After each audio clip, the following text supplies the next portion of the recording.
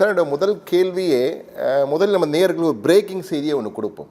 அதாவது மிக முக்கியமான செய்தி என்னவென்றால், அமெரிக்காவின் விமானம் தாங்கி போர்க்கப்பல்கள் 3 முக்கியமான போர்க்கப்பல்கள் USS Gerald Ford, USS George Bush, USS Abraham Lincoln 3 கப்பல்கள், 3 ஆயுதம் தாங்கி விமானம் தாங்கி கப்பல்கள் மத்திய கிழக்கு கடல் பகுதிகளில் நிறுத்தப்பட்டிருந்தது. செங்கடல் பகுதியிலே USS ஜெரால்ட் ஃபோர்டு நிறுத்தப்பட்டிருந்தது. அரேபிய கடல் பகுதியில் 2 கப்பல்கள், ஆப்ரஹாம் லிங்கன் அதே போன்று ஜார்ஜ் புஷ் 2 கப்பல்கள்.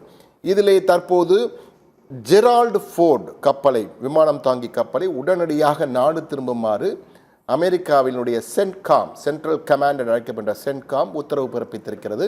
அது உடனடியாக நாடு திரும்பி கிட்டத்தட்ட 4100 வீரர்கள், மாலுமிகள் அதில் இருக்கிறார்கள், இராணுவ கடற்படை வீரர்கள், அமெரிக்க கடற்படை வீரர்கள்.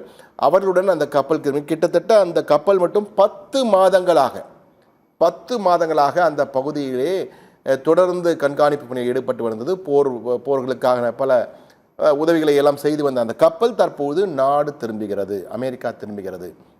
இது மிக முக்கியமான தகவல். வாஷிங்டன் போஸ்ட் இந்த செய்தியை தற்போது வெளியிட்டிருக்கிறது.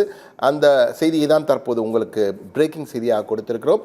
இதனால் அங்கு போர் நிறுத்தம், தற்போது இருக்கின்ற அந்த தற்காலிக போர் நிறுத்தம் என்ற பெயரில் இருக்கின்றது, ஏதோ ஒரு போர் நிறுத்தம் இருக்கிறது, அது நிரந்தரமாகுமா என்ற ஒரு ஐயத்தை ஏற்படுத்துகிறது.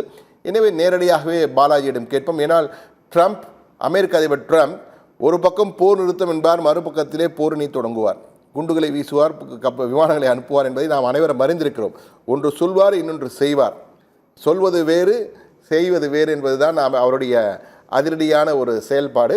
எனவே அவர் என்ன செய்ய போகிறார்? தற்காலிக போர் நிறுத்தம் நிரந்தரமாகுமா? பாலாஜியிடம் கேட்போம். பாலாஜி, இப்போ நான் சொன்ன போர்க்கப்பல் ஒன்று திரும்பி போகுது, அமெரிக்காவோட மிக முக்கியமான போர்க்கப்பல்.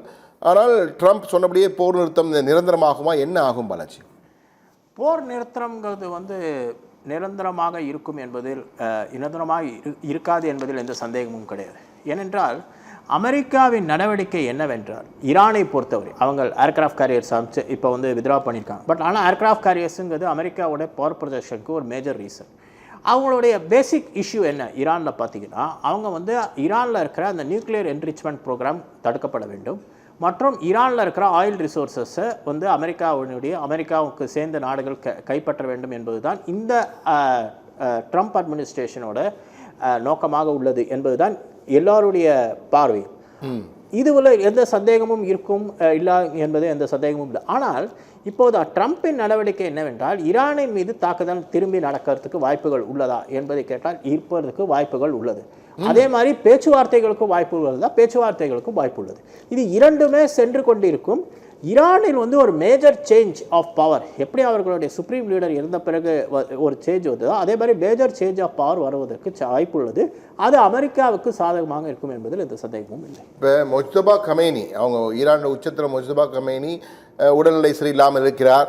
ஆனால் இந்த IRGC என்று அழைக்கப்படுகின்ற இஸ்லாமிக் ரெவல்யூஷனரி கார்ட்ஸ் காப்ஸ் அவங்க தான் முக்தமாக பார்த்துட்டு இருக்காங்க. இப்போ நீங்கள் சொன்னீங்க போர் நிறுத்தம் இருக்கும், இருக்காது, ஆனால் நிரந்தரமாக இருக்கிறதுக்கு வாய்ப்பு குறைவுன்னு சொல்கிறீங்க. அப்போனா அமெரிக்கா தற்போது தாக்குதல் நடத்தப் போகுதா? நடத்துறதுக்கு வாய்ப்புகள் உள்ளது. எப்படி சொல்கிறீங்க சார்? ஏன்னா அவங்க எதற்காக நடத்துறதுக்கு வாய்ப்புகள் உள்ளது என்றால், பேச்சுவார்த்தைகள் தோல்வி அடைந்தால் அவங்க திரும்பி தாக்குதல் நடப்பதற்கு வாய்ப்புகள் உள்ளது. ஆனால் பேச்சுவார்த்தைகள் எந்த அளவுக்கு சுமூகமாக நடக்கும் என்பது தெரியவில்லை. முதலில் அவங்க பேச்சுவார்த்தை தேர்ந்தெடுத்த இடமே ஒரு பிரச்சனைக்குரிய இடம் பாகிஸ்தான். அந்த இடத்துல பேச்சுவார்த்தையை தேர்ந்தெடுத்துட்டு அப்புறம் பேச்சுவார்த்தை தோல்வி அடைந்தால் வெற்றி அடையும் என்பது மிக ஒரு இதுவானது. ஏன்னா பாகிஸ்தானுக்கும் ஈரானுக்குமே முதல்ல பிரச்சனை இருக்குது, பாகிஸ்தானுக்கும் அமெரிக்காவுக்கும் பிரச்சனை இருக்குது. பாகிஸ்தான் சைனாவுடைய நல்ல நண்பன், சைனா ஈரானுக்கு சப்போர்ட் பண்ணிட்டு இருக்கு கவர்ட்டில். அப்படி இருக்கும்போது இதில் பார்த்தீங்கன்னாக்கா பாகிஸ்தானோட ரோலே ஒரு கேள்விக்குறியான ரோல். அதை எப்படி அவர்கள் ஒத்துக்கொண்டார்கள்? அதுதான் கொஸ்டின்.